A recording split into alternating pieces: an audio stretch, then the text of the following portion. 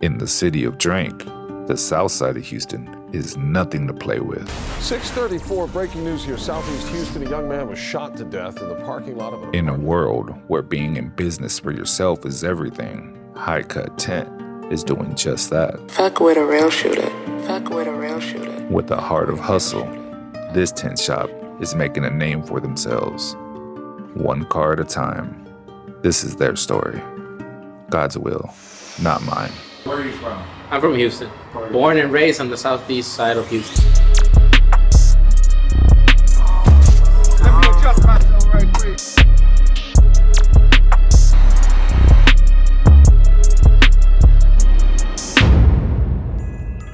Growing up in Houston, parents always was strict with me.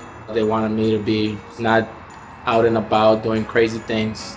So I was always in after-school programs, mainly doing drumlines things. I was in a marching band. What got you, would you say, got you into the tent? Was it something that you were just looking for hustle, like you wanted money, or? So I believe in God puts the people into your life at the right time. So at that time, my uncle was the one that kind of put me into the tint game. As I stepped outside my house, he was outside doing some tint on the windows, and I was like, man, well, what is he doing? Like, he's making a clear window go from clear to dark. So that kind of got my attention. For how long have you known that? How'd y'all start out? I know Alice since 5th grade in elementary, like 2005. We connected us at first, or more, because I knew him since it was a small school.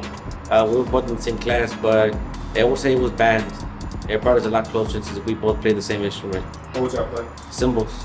Oh, cymbals. Yeah, and he was the captain. It was Seguillo. This is where you first into slabs? First thing that got me into cars, I really was not a fan of slabs. I was always a fan of Hondas, Acuras, JDM.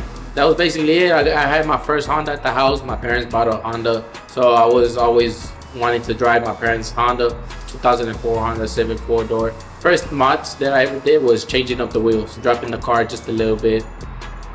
Honestly, starting off. That's it. Starting off. Giving yourself at least 6 months of experience with different cars, kind of mastered it.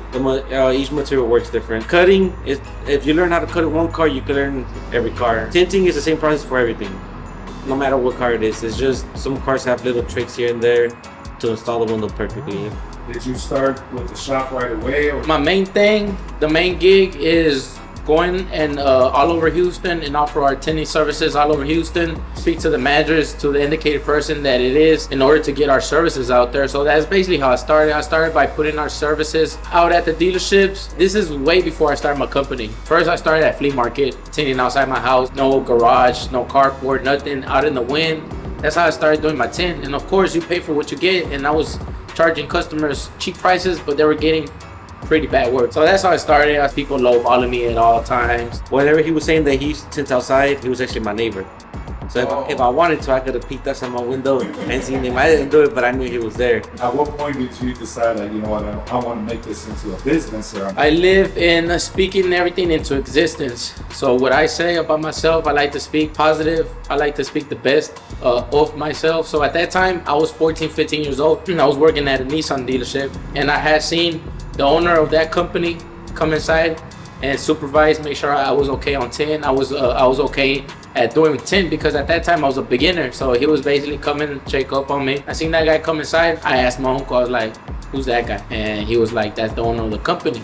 And that guy was from Guatemala. So to see somebody Hispanic, another Hispanic, be able to do it, I was like, man, like, if he's able to do it, I'm able to do it. And I literally said, I'm gonna be like that guy one day. And sure enough, I am that guy this day. Is he the one that got you in the tint? Yeah, tinting, yes. Cars I always had interest in. My dad was a mechanic, and I would help him when I was little, so I always had the car background in me. I know a bunch of information about cars, just never had hands-on experience on cars. When I brought the idea over, like, man, how you gonna make it in doing window tint, you know? Like, they thought it was just a little hobby. They didn't see the bigger picture that I see now. Remember, not everybody has the same vision that you personally have, so I had a vision for myself. I believe I'm living that vision at the moment. What's your biggest struggle? What's the most adversity you ever dealt with? So I say, being a business owner, there's doubts every single day, because you never know if it's gonna be constant. The biggest turning point for me was whenever my parents separated. I had to find out a way to be able to take care of my own self. not having my mom and my dad to financially help me out in that way, I kind of had to man up and actually had to go out and look for it myself instead of waiting for it to come to me. Instead of always sitting at home on my off time thinking, man, what am I gonna do? What am I gonna do? I was always constantly just out and about looking for work, knocking at every door. If they said no, well, there's gonna be a dealership that's gonna say yes. The no's were what was bringing me down. The negative thoughts is what sometimes wanted to slow me down. So when do y'all feel like y'all really like clicked? I would say it was like in 2016, 17. To go into a little bit deep, so when he said his parents were splitting up, he started coming around us a little bit more often, started hanging out more. So were you part of the one where he said I started drinking and Hey, I could be, but I'm still here for a reason, right? No, yeah, I guess I was. You can ask him. I don't like to party. I don't like to drink. I like to drink here and there, but I don't like to go in the clubs with us. But that's not me. how do you separate yourself from everybody else? The way that we separate ourselves from everybody else is by always focusing on ourselves. We never like to compare ourselves with anybody else. We actually go and learn from other companies to, to better ourselves. Do you feel like the relationship y'all have is important to you as far as like the work area? Pretty sure nobody can work in a bad environment. When we work together, it's quick. I don't tell him what to do. He don't tell me what to do. We used to spend a lot of time together, learn how to rap in his garage. Oh, because y'all were tenant there too? Yeah, we were tent there, but even when we were at his old house, he didn't have a garage. Yeah, I'll still be chilling right there with him. The vision that you have for your shop now, is this where you want it at? The possibilities are endless, especially the type of team I got. They got a mentality just as I do when it comes to wanting to add business, like do this, and do that. Anything that's automotive, that's what we want to do. We want to be able to be your number one stop shop that does everything automotive, from mechanical work, wraps, tints, airbags, dropping cars to the floor, underglows. What a better way to be a young entrepreneur, be a number one top shop in Houston at a young age. So what's the biggest thing you feel like has, whether it's quality wise or that has really elevated in the business? I would say it's our professionalism and our quality. So we didn't have nobody teaching us how to rap. Back then we were short time ourselves. We would give ourselves enough time to finish the project, but not to make sure everything was good. So that's whenever we would rush things. Now we do buy ourselves time, that we finish early. The customer's in a good mood because we finished early, and the quality is there as well. What's the plan B if it doesn't work?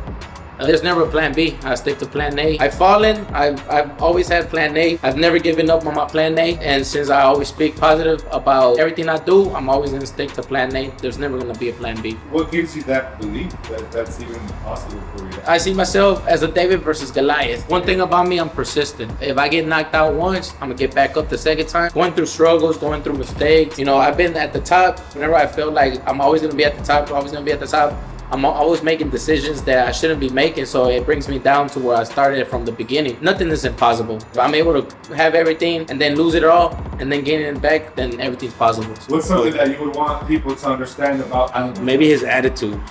Some people take him too serious whenever he could be joking. You know what I mean?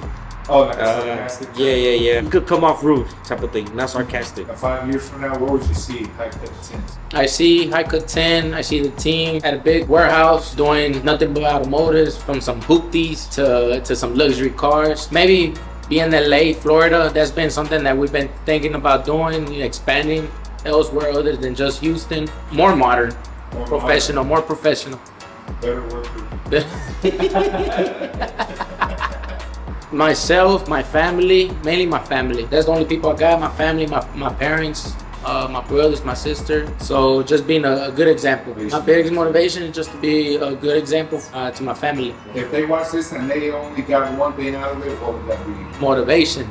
I like to motivate people. I like to let them know that if I'm able to do it, you are able to do it. If you believe that you could do certain things, speak it into existence, and then watch yourself be living exactly what you just said about yourself. Go out and get it and don't wait for nobody to give it to you. Yeah?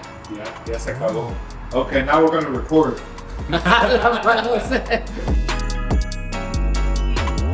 Fuck with a real shooter.